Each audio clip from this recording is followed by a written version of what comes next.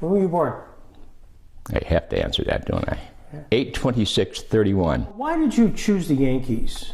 Why, of all the teams? I thought we were talking about another era. Why? That's about an era. You know, what is that era? That's a good question, but easy to answer, because my mother and father were diehard Yankee fans, and I grew up in the area of Joe DiMaggio. He was a king in our family. Yeah. Yeah. But that's basically the reason. All my friends. Well, in close proximity, I lived in Binghamton, New York, and Binghamton was a farm team of the New York Yankees. Oh, sure. And it was Johnson City, Endicott, and Binghamton. They called them the Jamestown, or the Binghamton Triplets. Mm-hmm. And you know, guys like Woody Ford started there. We had some of the big hitters come in, you know, on barnstormings and so on, like Babe Ruth and all those guys. But that's the reason, actually. Grew up. It's like, you know, politically, if your father was a Democrat, you were too. Yeah. And you didn't dare be anything else. But that's pretty much the case. So what'd your mom and dad do?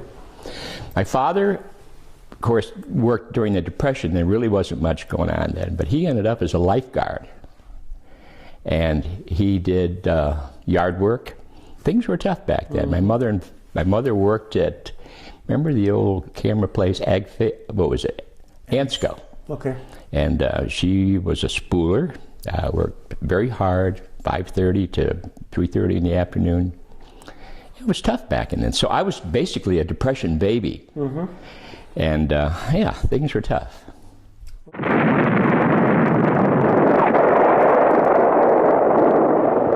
December 7th, 1941, a date which will live in infamy. I was in the movies. Mm-hmm.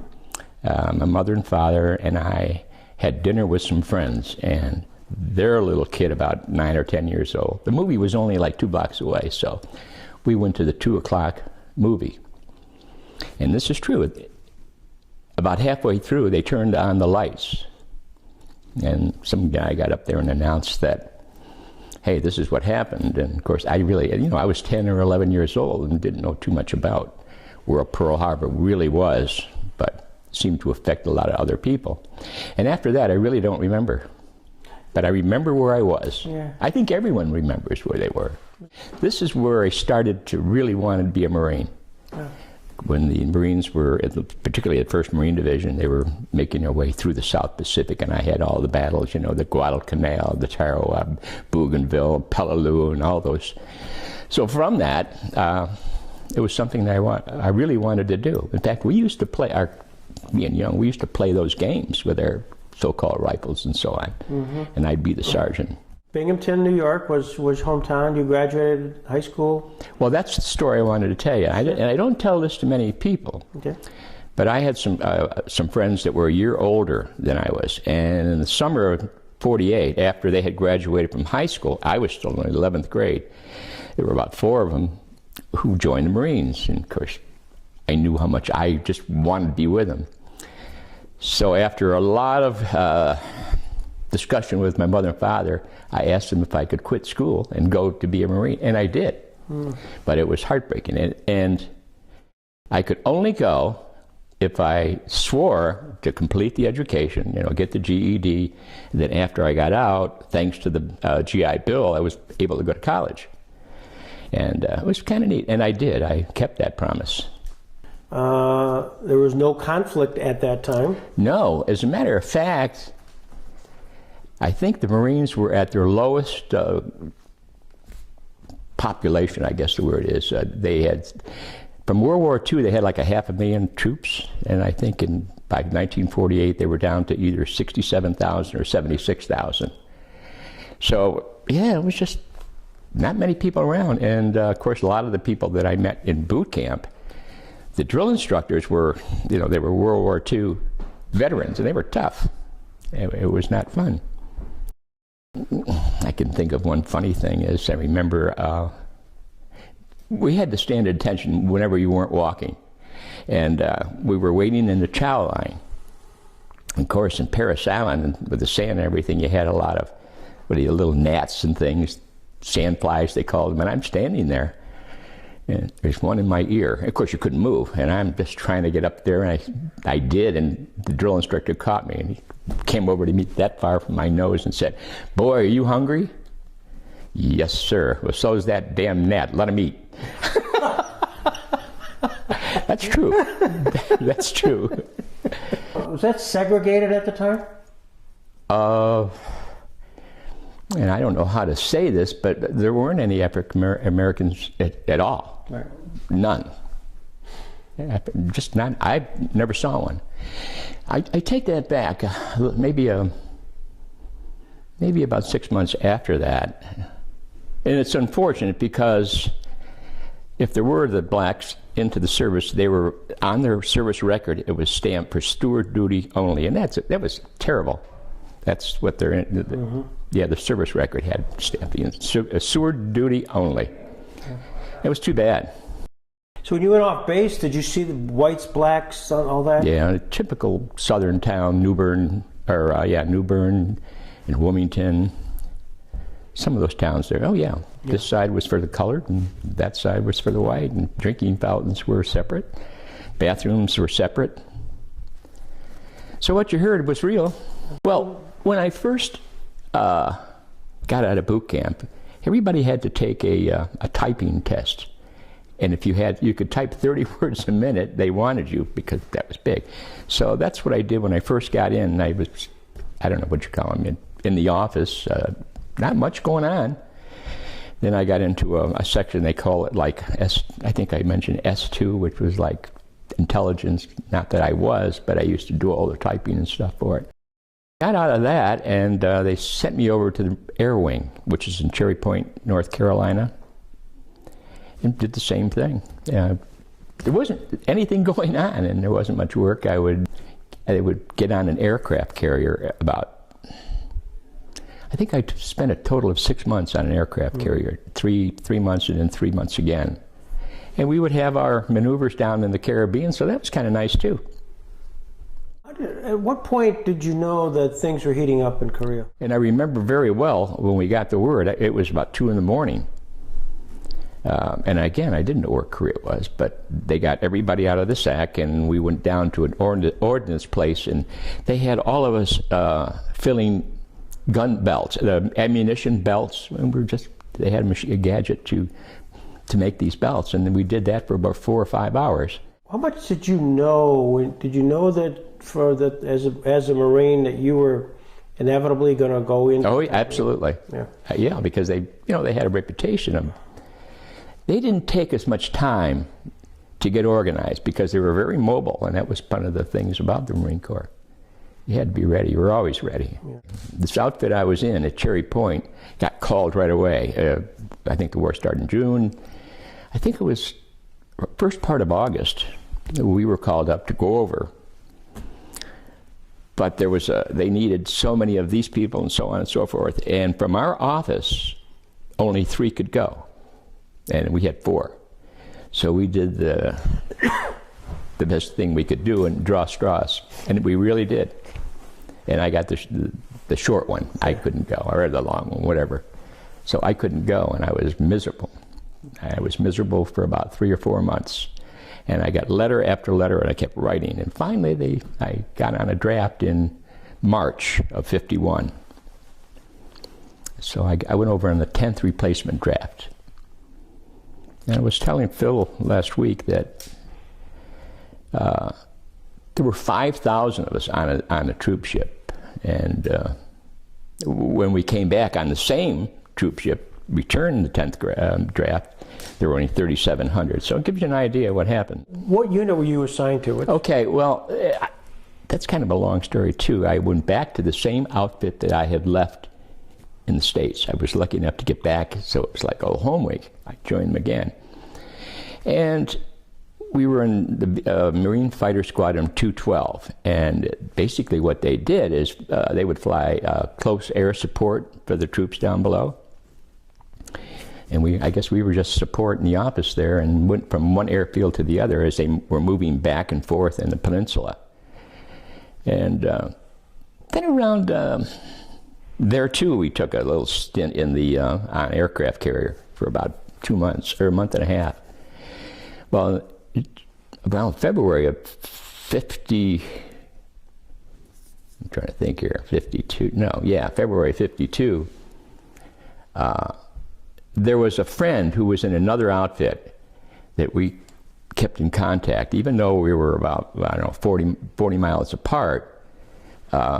We would correspond by letters, and I'm not sure if you're aware, but about every 3 months you were entitled to what they call an R&R over to Japan. Well, I forego mine and went over to see my friend 50 miles away. He was in the 1st Marine Division, and I spent 4 days with him. Well, while I was there, I was able to sway some people to, I wanted to be in his outfit. Well, they cut orders for me, took it back, and I was transferred to his outfit, and that was about, I think it was January, February of 50, I keep saying 51, 52. For that part of it, I was a gravel cruncher. Oh. For the film, what's that mean? Infantry. Infantry. Yeah. I was just in a platoon with, each platoon has like 3 fire teams, 4 6 platoons to a company, or 3, I forget. But yeah, I became so that was a little different than what I had been used to. This is now frontline stuff. Yeah. At that point it was, yeah. I got to be in that area for until around June of 52, when I got rotated. I don't know, 5 months or so that I was in the infantry. They made it very clear, all Marines were riflemen. You were trained to be a rifleman. I didn't care if you were a cook. You know, some of the history on the Chosin Reservoir deal, they were typists and cooks coming back. I mean, you had to fight your way back. But yeah, everybody was basically an infantry, and you were trained for that. So it was no big deal to go from here to there. The training was the same. But your exposure to some of the activities were a little different. You know, you had to wear a helmet all the time. Well, I'm just thinking about it. I mean, in many senses, because of your training, because of the Marines, because of that, everything you've just said, you made a conscious effort to get from behind the lines to the lines. Absolutely. Did you feel, was there a sense that you, by being where you were positioned behind the lines, that you were kind of not fulfilled? Exactly. Yeah, because the thoughts I had when I was growing up is I wanted to be where the action was. Maybe it's just one of those things that all young kids think about. You want to go where the action was, and I really did all that time. So I was able to, and that was strange. How I suppose that would never happen again. We were able to finagle a transfer. Well, when we first went over there, you got to remember, Japan was still under occupation, and you could not be in the streets between 12 midnight and 6 in the morning. You had to, but that's when everybody was out. I mean, you'd have to walk close to the buildings, go through back alleys, and without getting caught, because the MPs were they were all over the place. And that was always quite interesting. And of course, the MPs were very tolerant, because we were all combat men coming from Korea there for 3 or 4 days, and they'd let us get away with a lot of different things. Yeah, you know, a lot of things can't discuss with you, but everybody looked forward to that. And your friends end up in the brig? No, there were a few, yeah. Yeah, oh yeah, I never did. I was a good guy. Well, there were sporadic firefights going on all the time, and it was always one hill against another hill, and that seemed to be the way it went. And you know, we would take this hill, they'd move back, and we would take the next hill, and there'd be fire exchanges back and forth, sometimes in no man's land.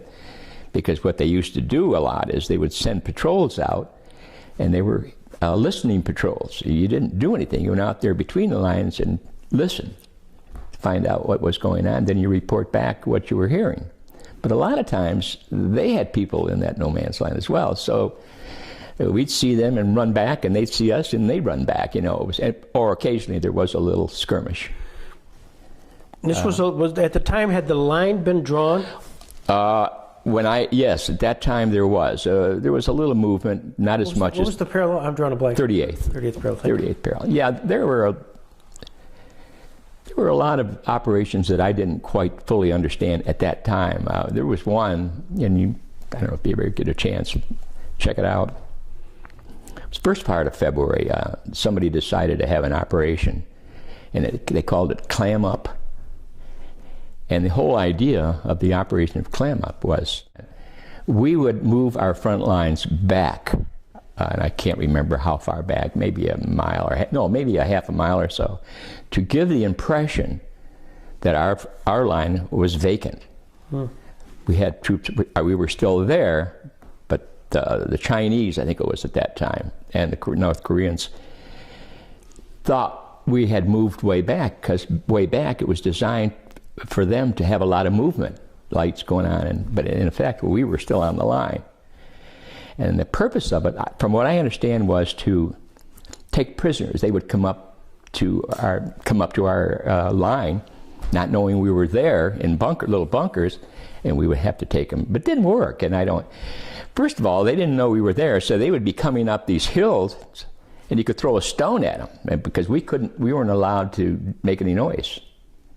And we had little charcoal, cans of charcoal we would light to keep warm, because this is February and it was cold. We had these, and we had bunkers all the way along. So, and there were a lot of situations that I was told, it didn't happen with me, but the Chinese and the Koreans would come up into the bunkers, and there'd be a little skirmish going on in the bunkers with these guys. Hand to hand. Hand to hand, real hand to hand.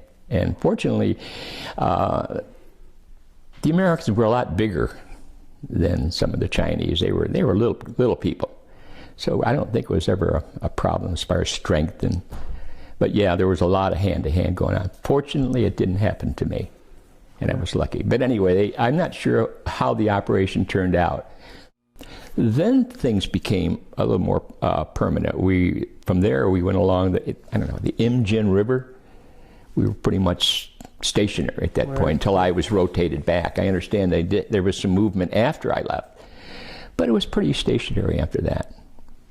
Where did you sense that we're just at a stalemate at that? Yes. Because you're in the trenches. Yes, and because what had happened, they had started the talks at Panmunjom. Yeah. And so that we knew that there was negotiations going on to put an end to this thing, because there was no winner. As you know, I mean, the other thing that was interesting is there were so many troops from different countries. It was multinational, so you get to know these other guys. Yeah, and originally the whole idea of us being there was to move all their troops right to the Yellow River, and that was MacArthur's strategy. Then, of course, Truman didn't want that, so they had their conflict. And he fired MacArthur. One of my most memorable experiences, when we were rotated back on the troop ship, we come under the Golden Gate, and I think we were disembarked at Treasure Island. Are you familiar with that? In the bay? And that's where we had our processing. Well, there to greet us was a guy who was in the picture of Iwo Jima. He's the guy on the left-hand side with his hands aren't quite on the pole. His name was Ira Hayes. Do you remember that? No. Oh, you do? Okay. Well, we had a chance to sit down at having a beer with him, and had a long exchange. That was probably my most memorable thing in the service. This guy was so interesting. He was so humble. We actually had to ask him questions. What happened when? What happened? What was it like? And that was most memorable. Actually, I was due to get discharged in September 1st, and since I only had about a month to go after my leave and then get discharged, they sent me to Brooklyn Navy Yard to wait discharge, and that was only about 3 or 4 hours from my home. I was there for about a week waiting for my discharge, and I would spend every night at Yankee Stadium. Somebody had to do it. That's right. Yeah. I had no duties. I was just waiting for discharge. Yeah. So this friend of mine, I had to leave back to Binghamton, bought my first car, and drove that back to Brooklyn Navy Yard. And as I say, every night over to Yankee Stadium. Yeah, it was a little different, Korean, because it was not really a war. It was, I think Truman described it as a police action, pretty much. So there was no homecoming. There were no parades. You just served your time in the service, and you came home and got a job, went to school, as I did. Didn't think about it. I didn't do anything for about a month. I took some interviews, and one was with IBM, and they offered me a job, but it was in accounting, and I didn't want to sit behind a desk. This radio job came up because it was sales, and that's how I got into it.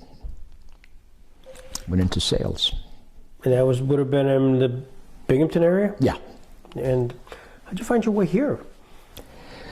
The fellow that I worked for and I became good friends, and he had an opportunity to buy the radio station at that. It was WKSN, and he did, and wanted me to come along with him as a sales manager, and I did that as well. Who's that? Warren Corbell. You probably might not remember him. I do, yeah. Yeah. That was Trend Broadcasting? Yeah, it was. It was Trend Broadcasting. Good memory. Well, you were there for a long... 1970. And then he sold the station in 1980, and the Boyle family out of Oil City took it over. Radio was deregulated in 95 or 6, and it was no longer fun. And I took the opportunity to retire in 96. You've been an impact guy at the Resource Center ever since. Yeah, I think so. I know. Jennifer came along in 74. Yeah. And I think from that time on, I've had that feeling, and yeah, try to give back a little bit. They've been so good to us, and our Jennifer, who is Down syndrome. Yeah. Well, you've done amazing things at the Resource Center. You've been a constant rock. We did have some good times. Crazy stuff. Particularly in the Mike Raymond era. Yeah. Well, He was an interesting guy. Yeah. oh yeah. my gosh, that we will have to stop the tape for. Yeah.